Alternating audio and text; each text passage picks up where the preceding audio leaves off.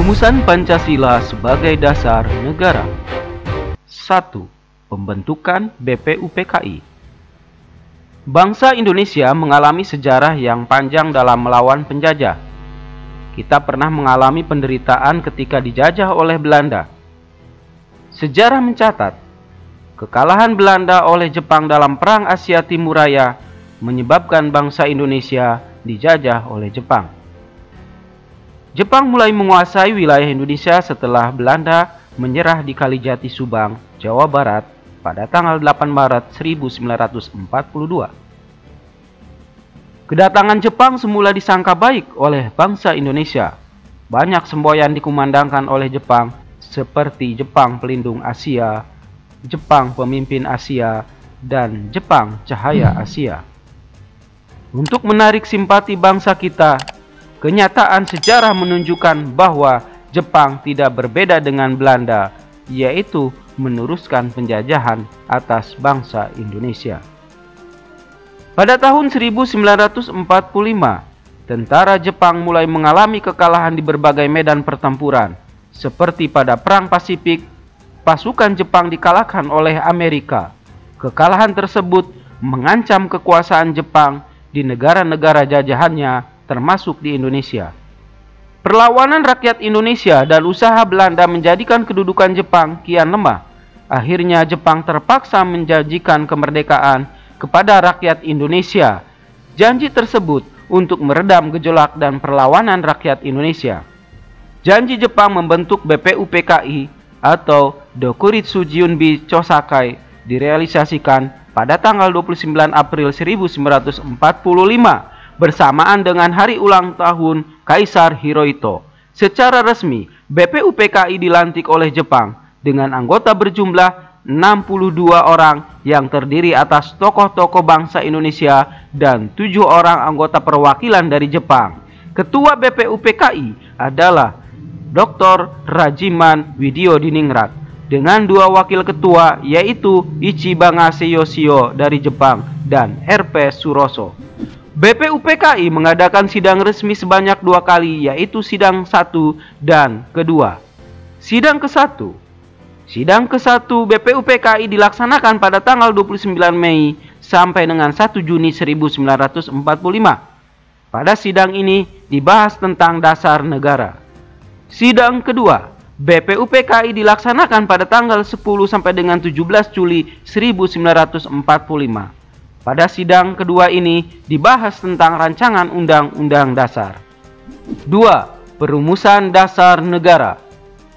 Ketua BPUPKI Dr. Rajiman Widyodiningrat pada pidato awal sidang pertama menyatakan bahwa untuk mendirikan Indonesia diperlukan suatu dasar negara. Untuk menjawab permintaan Ketua BPUPKI, beberapa tokoh pendiri negara mengusulkan rumusan dasar negara. Usulan mengenai dasar Indonesia merdeka dalam sidang pertama BPUPKI secara berurutan dikemukakan oleh Muhammad Yamin, Supomo, dan Insinyur Soekarno. 1. Muhammad Yamin pada tanggal 29 Mei 1945. Muhammad Yamin mengusulkan secara lisan 5 dasar bagi negara Indonesia merdeka, yaitu sebagai berikut. 1. Pri kebangsaan. 2. Pri kemanusiaan. 3. Pri ketuhanan. 4. Pri kerakyatan. 5. Kesejahteraan sosial. Kemudian secara tertulis, Muhammad Yamin menyampaikan bahwa asas dan dasar Indonesia adalah sebagai berikut. 1. Ketuhanan yang Maha Esa. 2. Kebangsaan Persatuan Indonesia. 3. Rasa kemanusiaan yang adil dan beradab. 3. Kerakyatan yang dipimpin oleh hikmat kebijaksanaan dalam permusyawaratan perwakilan. 5. Keadilan sosial bagi seluruh rakyat Indonesia. 2. Supomo pada tanggal 31 Mei 1945.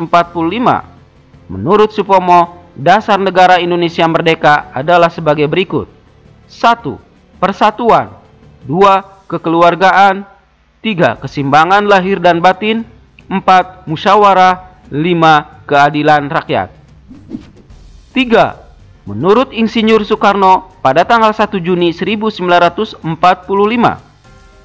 rumusan dasar negara yang diusulkan oleh Insinyur Soekarno adalah sebagai berikut.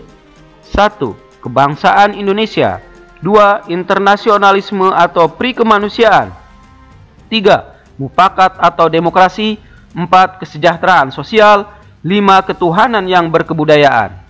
BPUPKI telah membentuk beberapa panitia kerja yang diantaranya ialah Panitia 9 yang terdiri dari Insinyur Soekarno, Dr. Andes Muhammad Hatta, Mr. A.A. Maramis, Abi Kusno Cokro Suyoso, Abdul Kahar Muzakir, Haji Agus Salim, Mr. Ahmad Subarjo, Kiai Haji Wahid Hasim, dan Mr. Muhammad Yamin.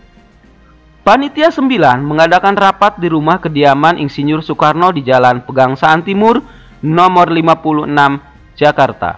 Setelah itu, pada tanggal 22 Juni 1945, Panitia 9 telah mencapai satu persetujuan atau kesepakatan tentang rancangan pembukaan hukum dasar atau Undang-Undang Dasar. Oleh Insinyur Soekarno, rancangan pembukaan hukum dasar ini diberikan nama Muqaddimah. Oleh Mr. Muhammad Yamin dinamakan Piagam Jakarta, dan oleh Sukiman Wiro Sanjoyo disebut Gentleman Agreement. Naskah Muqaddimah yang ditandatangani oleh 9 orang anggota Panitia 9 dikenal dengan nama Piagam Jakarta atau Jakarta Charter. Dalam alinea keempat naskah Piagam Jakarta tersebut terdapat rumusan dasar negara sebagai berikut. 1. Ketuhanan dengan kewajiban menjalankan syariat Islam bagi pemeluk-pemeluknya. 2. Kemanusiaan yang adil dan beradab. 3. Persatuan Indonesia. 4. Kerakyatan yang dipimpin oleh hikmat kebijaksanaan dalam permusyawaratan perwakilan. 5. Keadilan sosial bagi seluruh rakyat Indonesia. Karena adanya keberatan dan untuk menghindari perpecahan, para tokoh bersepakat untuk mengubah kalimat ketuhanan dengan kewajiban menjalankan syariat Islam bagi pemeluk-pemeluknya menjadi ketuhanan yang Maha Esa.